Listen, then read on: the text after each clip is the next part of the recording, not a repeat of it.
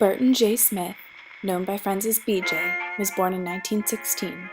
After graduating from the University of Michigan and spending some time as a public school science teacher, BJ became a member of the National Amateur Press Association in 1936.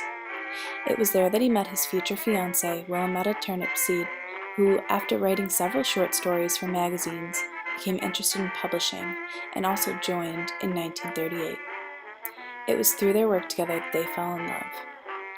Soon after, the United States became involved in World War II, and in 1942 BJ enlisted in the Air Force and trained to be a pilot.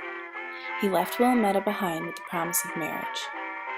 In the time during his training and his eventual active duty beginning in 1943, BJ continued to stay in touch with his Willameta through a series of love letters.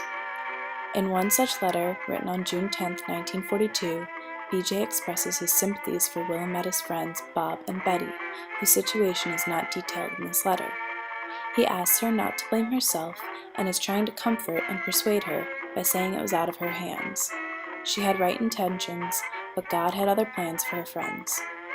Though the actual situation of these friends is unknown to the readers of the letter, BJ goes on to use it as an example to support his desire to wait to get married until he returns from the war.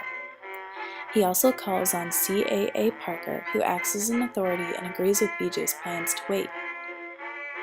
Despite waiting, he is enthusiastic for his future with Willameta, and signed his letter with love and continued to write to her for the next 2 years. Tragedy struck when BJ was lost in action on September 1, 1944.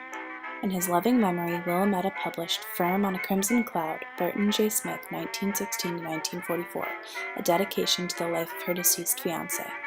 The letters between them are a physical representation of their love and keep the romantic affair they shared alive today.